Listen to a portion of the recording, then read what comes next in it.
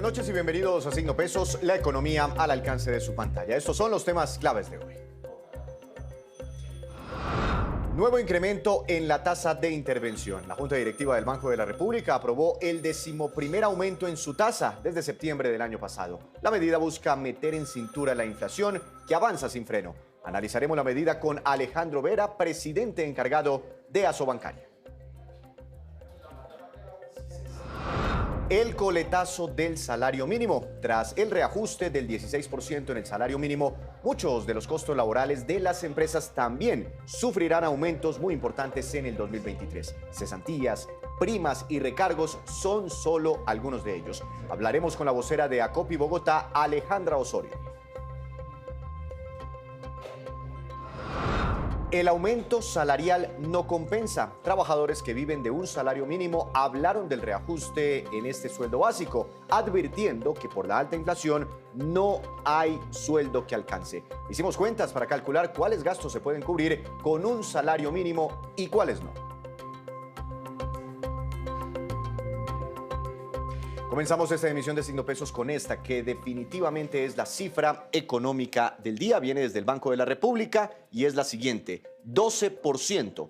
12% porque corresponde a la nueva tasa de intervención fijada hoy por la Junta Directiva del emisor colombiano, la cual rige a partir de mañana. Este nivel de tasa de intervención es el más alto, es la más alta desde marzo del año 2001.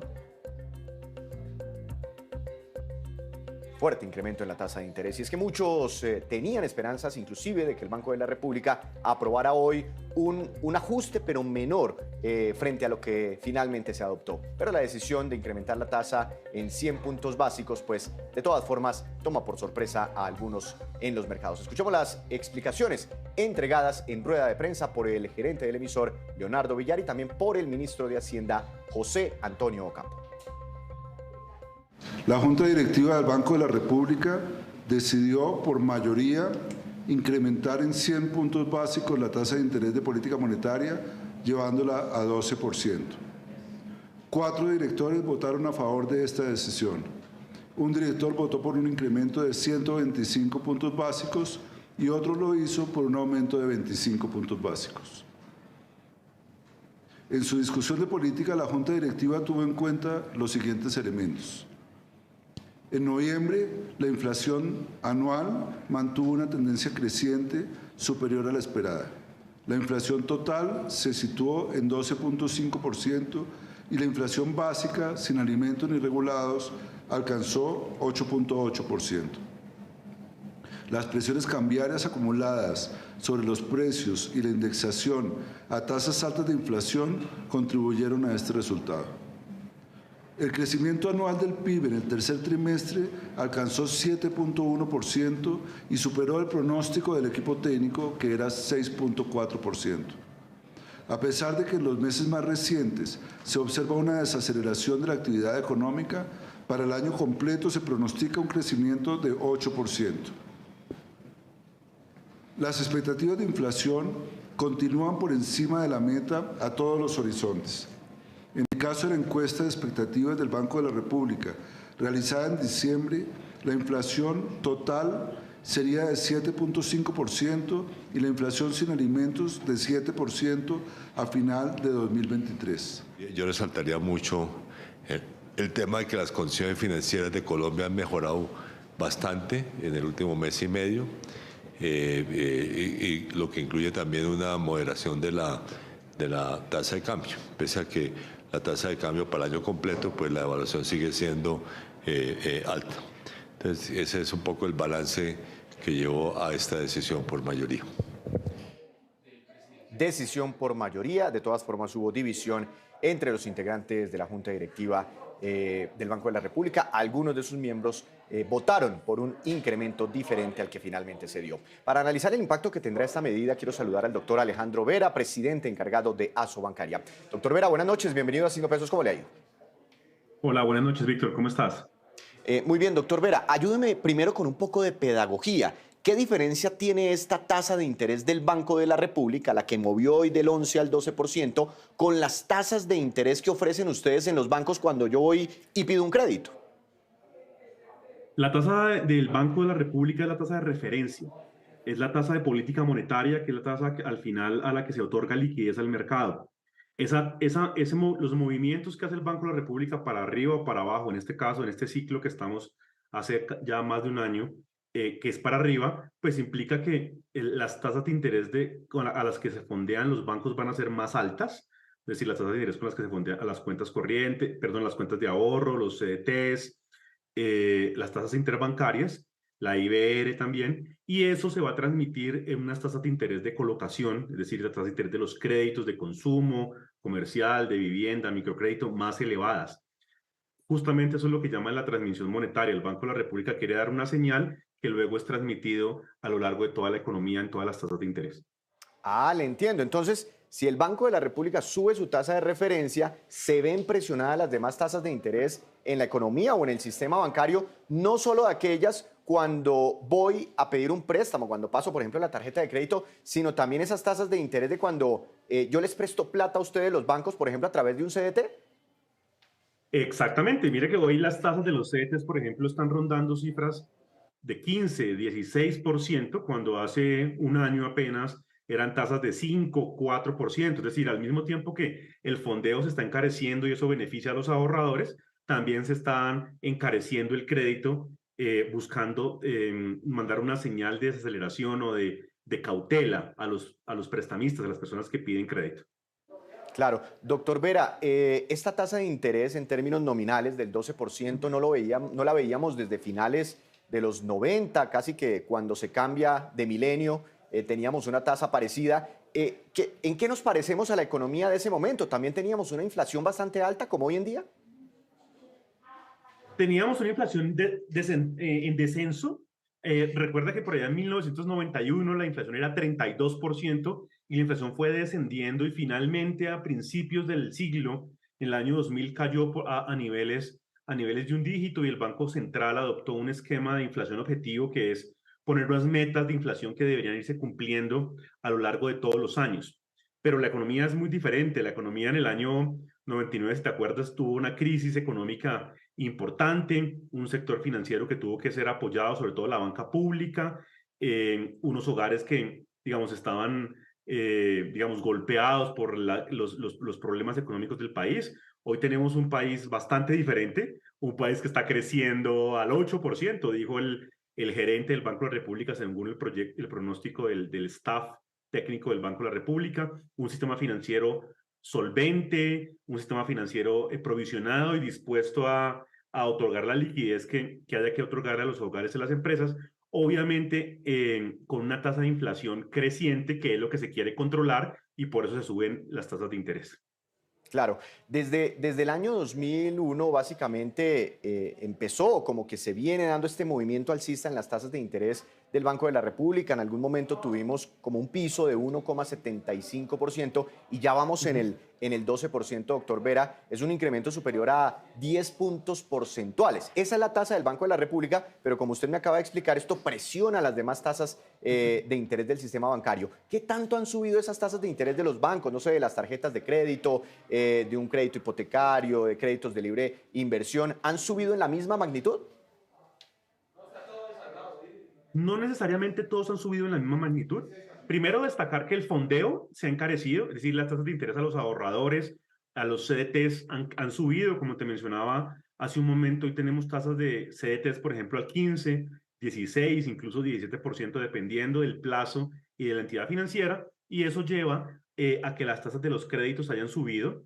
Las tasas de crédito comercial se ubican más cerca del 18% hoy, las tasas de crédito de consumo, libre inversión u otros cerca del 25%, las tarjetas de crédito más cerca del 35, 38%, el microcrédito cerca al 40%, es decir, todas han tenido un incremento con respecto a hace un año, porque estamos hablando que en el último año y 3 meses probablemente el Banco de la República subió de 1,75 a 12, más o menos 10 puntos porcentuales, poquito más, o 10,25, como es 1025 puntos básicos. De alguna manera eso muestra que las tasas también han subido, algunas en mayor proporción que otras. Las tarjetas de crédito suben más rápidamente porque es donde más se ve el riesgo, y ahí es porque se ven las tasas de interés más al alza, pero los créditos de consumo también han venido subiendo porque han tenido una dinámica creciente.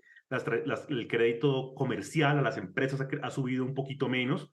El crédito de vivienda también ha subido, pero ha subido mucho menos que antes. Estamos hablando de pasar de tasas del 9-10% a tasas del 15%, la mitad de la transmisión de lo que ha hecho el Banco de la República, y eso se refleja en diferencias en la velocidad de crecimiento del crédito de cada una de las modalidades.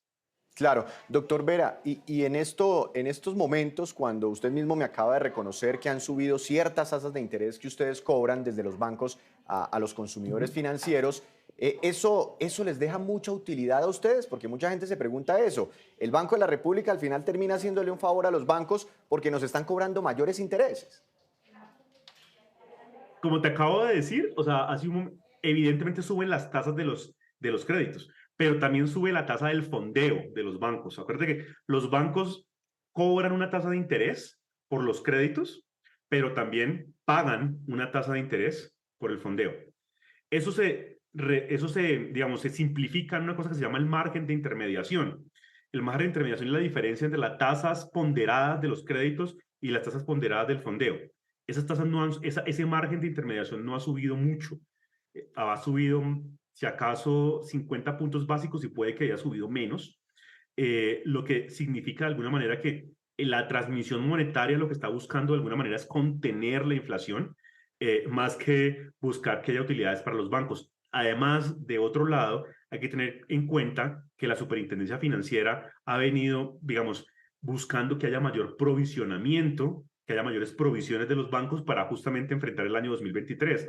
Entonces, en esas dos medidas, entre un costo de fondeo creciente y mayores provisiones, hace que el incremento de las tasas de interés de los créditos pues no se refleje en utilidades de los bancos, sino que simplemente se refleje en un cambio de escenario, un escenario de tasas altas al que estamos expuestos porque hay una inflación alta que tenemos que controlar como país. Doctor Vera, pues usted me menciona a la Superintendencia Financiera y pues inmediatamente se me ocurre la siguiente pregunta y es un tema que está hoy en el centro del debate y es el de la tasa de usura. Y pues la Superintendencia es la que certifica cada mes la variación en la tasa de usura. Y se dijo ayer, después de la negociación del salario mínimo, por ahí lo vi también a usted, que parte del acuerdo consistía en buscar otra forma de calcular la tasa de usura. Y me sorprendió mucho que hoy le hicimos esa pregunta a los periodistas, al gerente del Banco de la República y al ministro de Hacienda, y me pareció entenderles que como que no les suena mucho una idea así cuando ya creíamos que eso se había concertado en la mesa salarial. ¿Por qué este tema es tan controvertido? ¿Por qué es difícil de pronto modificar el cálculo, la fórmula de la tasa de usura en Colombia? Claro que sí. Hagamos una aclaración pequeña. Yo estoy en la mesa, digamos, como Asobancaria, o más bien yo, Asobancaria es la que está en la mesa de concertación de políticas salariales. Allí están los empleadores, los gremios, los trabajadores y el gobierno a través del Ministerio de Trabajo. Lo que se acordó ayer, aparte del salario mínimo, fue que se iba a hacer una revisión, revisar la viabilidad técnica de modificar el mecanismo de usura en el país. ¿Eso qué significa? Significa que se va a hacer, seguramente al interior del gobierno se van a hacer consultas, se va a preguntar al Banco de la República, se va a preguntar al Ministerio de Hacienda de la Superintendencia Financiera si es viable técnicamente modificar la tasa, el mecanismo de usura. No dijeron en qué dirección y por eso nosotros, digamos, estuvimos de acuerdo, queremos, digamos, aportar en una discusión en la que creo que tenemos insumos técnicos y creo que la Superintendencia Financiera también. ¿Cuál es el problema con la tasa de usura o el techo que hay? El techo de usura lo que termina haciendo en la práctica es excluir personas y empresas del sistema financiero formal.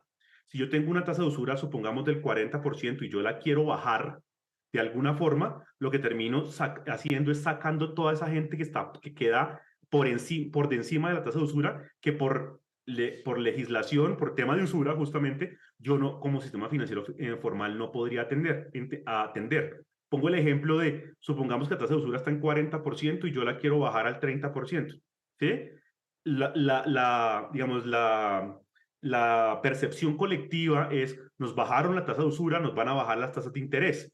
Eso funcionaría para la gente que queda por debajo del 30%. pero la gente que queda por encima del 30 hasta el 40 que se estaba prestando, queda excluida automáticamente del sistema financiero formal y tiene que irse al gota a gota, donde se pagan tasas de interés de el 1% diario o el 5% semanal o el 10% quincenal, que terminan siendo como el 100 o el 150 o el 200% efectivo anual, no el 40% que se paga en el sistema financiero formal. Entonces, al final, seguramente lo que el gerente, lo que el ministro está pensando, que es lo mismo que dicen nuestros estudios técnicos, es que si lo que uno quiere es incrementar el crédito formal, irrigar más crédito a las personas, a las empresas, para que puedan cumplir sus proyectos, sus sueños, pues hay que revisar con mucho detalle, con mucho cuestión técnica, qué se debe hacer con la tasa de usura para evitar justamente excluir a la gente del sistema financiero formal. No, pues solo el tema de la tasa de usura nos daría para un programa completo. Seguramente volveremos a hablar, doctor Vera. Muchas gracias por todas las explicaciones, por la pedagogía y por ayudarnos a entender desde el sistema bancario cómo están recibiendo estas noticias del Banco de la República. Una feliz noche, un feliz fin de semana. Gracias, Víctor. Muchas gracias. La reacción entonces desde el gremio de los bancos. Hacemos una breve pausa, pero cuando regresemos, espere. ¿Qué dicen ahora los trabajadores que devengan un salario mínimo sobre el reajuste aprobado para el próximo año? Ya les contamos.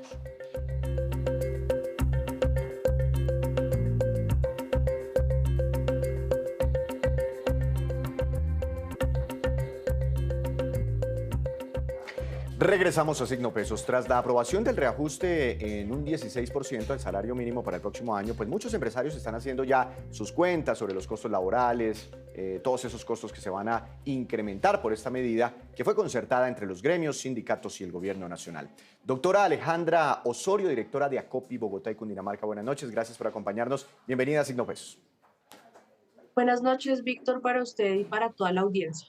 ¿Se sienten ustedes cómodos desde ACOPI con este incremento del 16% o hubiesen preferido algo un poquito más abajo, teniendo en cuenta que ustedes son, digamos, grandes empleadores de personas que devengan el salario mínimo?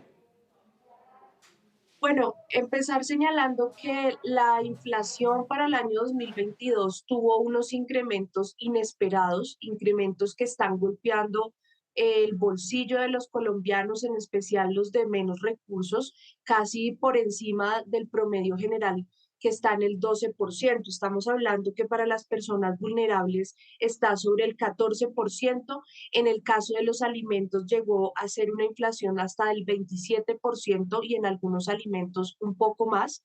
Y en general la afectación de los bolsillos de los colombianos viene siendo muy alta. En ese sentido, y teniendo en cuenta también el incremento de la productividad, se había planteado un incremento cercano al 14 y el 15%, porque esta inflación también del otro lado golpea de manera muy fuerte a las empresas en sus procesos productivos, en incremento de costos de materias primas, en incremento de todos los insumos necesarios y en general por las dificultades en el incremento de las tasas de interés. En ese sentido, pues creemos que el incremento que se dio todavía es insuficiente para recuperar el poder adquisitivo de los colombianos, pero por el otro lado, equilibrando la balanza para que las empresas puedan seguir generando el empleo que se requiere para la consolidación de la reactivación económica. Consideramos que es un incremento que estaba un poco por encima de lo que se había planteado inicialmente por parte de nuestro gremio. En las últimas horas hemos hablado de dos cosas o dos indicadores relacionados al salario mínimo principalmente, que es el básico, ¿no? El que quedó en 1.160.000 pesos, más el auxilio de transporte, 140.000 pesos adicionales, en total 1.300.000 pesos que recibiría la persona como tal, como cash, cada mes. Pero ¿qué otros costos asociados al salario mínimo deben ustedes pagar desde las empresas? Bueno, estamos hablando de todo el componente de los parafiscales que incluye los aportes a salud, a pensión, a la ARL, pero también estamos hablando de las prestaciones sociales, la prima, las cesantías, los intereses de las cesantías, las vacaciones, la dotación, uno del que casi no se habla, pero que es un costo fijo para los empresarios, la caja de compensación, que es obligatoria del 4% para los empleadores, y todos estos costos están rodeando el 1.900.000 pesos mensuales por trabajador de salario mínimo en este momento. Ah, pero usted me puede explicar mejor esa cifra. Es decir, mientras la persona recibe 1.300.000 pesos entre su salario y su auxilio de transporte, ustedes como empresarios deben pagar por esa misma persona o deben sacar de sus ingresos, de sus balances, cerca de 1.900.000 pesos por cada empleado de salario mínimo. Correcto, así es. De parte del empleador, el costo real no es solamente lo que devenga el trabajador, que en efecto va a quedar sobre el 1.300.000 pesos, sino que hay una serie de costos ocultos para el trabajador, pero que son un beneficio para ellos, como por ejemplo el aporte a estar afiliado a una EPS para recibir los servicios de salud. Eso tiene un incremento casi aproximado del 8% en este incremento planteado del 16% para el salario mínimo. En el caso de la pensión estamos hablando de un incremento del 12%, estos siendo los más significativos junto con el de cesantías, que es un aumento aproximado del 8%. En componente total estamos hablando de los parafiscales, es decir, todo el componente de salud y pensión principalmente y ARL, y estamos hablando de cesantías, intereses de cesantías y vacaciones, junto con la dotación que la mayoría de los empleadores entregan a sus trabajadores de salario mínimo. Claro, y en ese orden de ideas, teniendo en cuenta entonces que ustedes no deben, mejor dicho, a ustedes no les cuesta 1.300.000 pesos una persona de salario mínimo, sino casi 2 millones de pesos después de este incremento salarial, ¿cree usted que de pronto se van a frenar de ahora en adelante las contrataciones por cuenta de las pequeñas y medianas empresas? Tenemos un panorama en general que es de contracción económica, lo que estamos avisorando para el año 2023, cuando se suman los factores de la inflación, que no sabemos cómo va a seguir evolucionando, junto con el incremento de las tasas de interés generalizado que tiene que ver también a nivel global con una forma de Estados Unidos de exportar, por decirlo de alguna manera, y aminorar el impacto de sus propias tasas de interés al resto del mundo, pues encarece en general todo el costo de producción de todos los empresarios colombianos. Y en particular, toda esta situación macroeconómica golpea de manera más fuerte a las empresas de menor tamaño que tienen menor capacidad y resiliencia para enfrentar estos choques macroeconómicos. De manera que, acompasado de esta medida, el incremento que consideramos responde a poder alivianar el incremento inflacionario del bolsillo de los colombianos, es decir, esa pérdida del poder adquisitivo que se tuvo durante el año 2022, pues debería ir acompañado de otras medidas que puedan ayudar a que la afectación en la generación de empleo que viene recuperándose, pero todavía está muy lejano a llegar a niveles prepandemia en términos reales, pues deba ir ayudando a generar este empleo que se requiere y, por supuesto, afectando también el bolsillo de los colombianos, porque la inflación lo que significa es que las personas tienen menos dinero disponible para el consumo ordinario de los productos y servicios de la canasta básica principalmente. Bueno, no, ya decía Radar esta semana que se está frenando el gasto de los hogares, el consumo de los hogares colombianos. Una última pregunta, doctora Osorio, en medio de este panorama, ¿no? Mayores costos laborales, seguramente a ustedes también les debe golpear muchísimo el incremento en tasas de interés del sistema financiero, la inflación, etcétera. ¿Tienen de pronto ustedes algún tipo de petición a las autoridades, al gobierno nacional particularmente, para que en un escenario así, donde además se va a frenar, a desacelerar la economía, pues no se vea tan impactado el mercado laboral, es decir, la generación de puestos de trabajo desde las pequeñas y medianas empresas? Nosotros hemos venido insistiendo en que la mejor forma de contrarrestar estas dolencias de las que aqueja al país, en particular la pobreza, el creciente desempleo, es generar más fuentes de ingresos y fuentes de generación de riqueza. Es decir, que en la medida en que protejamos esa empresa nacional, ese capital que le da posibilidades a la mayor generación de empleo, podemos subsanar estas dificultades económicas. Y para eso hemos solicitado puntualmente que exista una política de industrialización para el país, que se puedan hacer unas revisiones concretas de estos tratados de libre comercio con los que tenemos unos déficits estructurales y que desafortunadamente no se han podido volcar a tener mayores exportaciones en generación de valor agregado y por el contrario hemos hecho un reemplazo de nuestro mercado interno. Y acá la gran pregunta sería si para un trabajador es más factible comprar barato o tener un trabajo y consumir los productos locales y manufacturados. En ese sentido, también hay una tendencia global y es a los encadenamientos productivos locales y a la compra de productos locales que tenemos que seguir fomentando como una forma de reactivación económica que todavía no está plenamente consolidada, pero también para ayudar a que el tejido empresarial se pueda recuperar. Todavía no llegamos a niveles prepandemia en el tejido empresarial. Tenemos una reducción aproximada del 7% cuando se compara la dinámica empresarial del 2022 con el del 2019. Entonces, tenemos mucho por hacer y consideramos que parte de la protección a la producción nacional podría ser un incentivo para cuidar los empleos de los colombianos. Doctora Osorio, muchas gracias por estos minutos para Signo Pesos. Una feliz noche.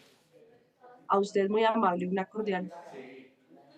Un cordial o un feliz fin de semana para usted también. Hacemos otra breve pausa, pero ya les contaremos qué tipo de bienes y de servicios serán los primeros en quedar desindexados del alza en el salario mínimo. Les comentaremos al regreso.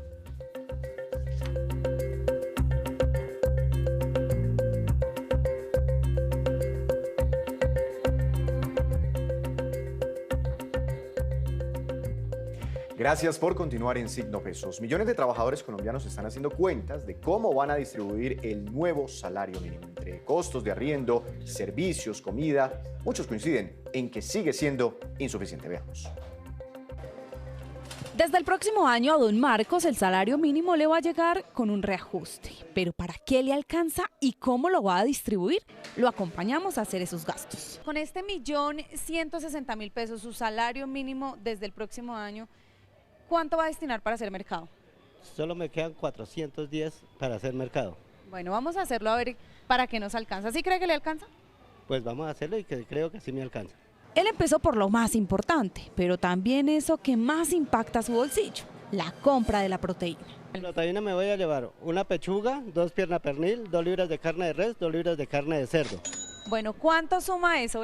90.000 pesos más o menos alrededor. Y luego siguió con las verduras. ¿Cuántos ya llevamos hasta acá? Hasta ahí llevamos con la carne y lo de verduras y frutas 200.000. Pero hasta ahí le llegó el impulso porque se dio cuenta que los otros 200.000 pesos disponibles tenía que guardarlos para otros gastos. Y el resto nos quedará para Granos. el grano. Y lo de aseo. Y lo de aseo. El carrito no se llenó completamente, pero con lo que alcanzó a comprar, él y su familia, como sea, deben alimentarse. ¿Qué tan bien come una persona con este mercado que hicimos hoy? Una familia. Muy poquito. No nos alcanza el sueldo para eso. ¿Comen qué? ¿Solo almuerzan? Almorzamos. Esto es para los almuerzos. Eso es para el almuerzo y desayuno. ¿Y la comida? La cena ya nos toca de otra manera. ¿Embolatarla? Sí. Y ahí vino la reflexión. Primero, el costo de vida está demasiado caro, porque antes uno compraba una libra de papa, nos costaba 600, 700, ahorita nos toca pagar 2.000. Una libra de carne nos costaba 9.000 pesos, ahorita vale 15.000. Los 750.000 pesos restantes, don Marcos, como la mayoría de colombianos, los distribuyen de la siguiente manera. En arriendo 600.000 pesos y en servicios públicos 150.000 pesos. Y uno se pregunta, ¿con qué costear la ropa, el entretenimiento y hasta la educación de los hijos? Cuando hay rebusque, cuando nos dejan trabajar horas extras en las empresas y todo eso, podemos, pero cuando ahorita en la situación que está, el empresario no está dando horas extras. Según lo anunciado por el gobierno, el precio de nada de lo que don Marcos incluyó en sus gastos debería aumentar el próximo año, pero hay familias más grandes cuyo gasto siempre tiende a ser mayor. Es un mercado para una persona más o menos semanal, por ahí estaría entre 450.000 y 500.000 pesos. El aumento en el salario mínimo amortigua el golpe al bolsillo, pero el costo de vida no deja de obligar a los colombianos a hacer todo tipo de maromas para que esa platica rinda para todo el mes. Y miren este dato antes de los indicadores económicos, sube el salario mínimo 16%, pero ASO Capitales está anunciando ya un ajuste, un incremento del 12,53% en el pasaje del transporte público masivo en las principales ciudades del país.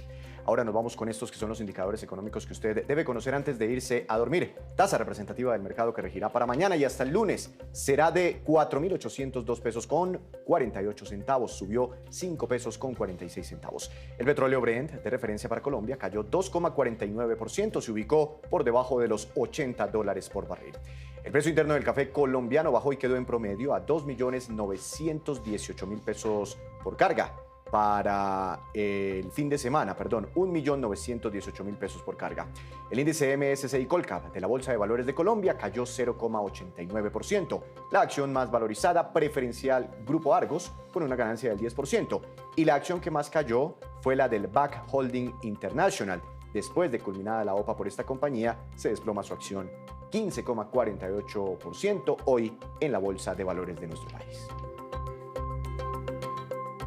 Antes de despedirnos, los quiero dejar con este dato. El gobierno tiene listo ya un decreto que desvincula, desamarra los incrementos de cerca de 50 productos y servicios de las alzas en el salario mínimo, para que ese incremento sea inferior al 16%. Ahora quedarían ligadas a la inflación, que por lo general es una cifra más baja que la del salario mínimo.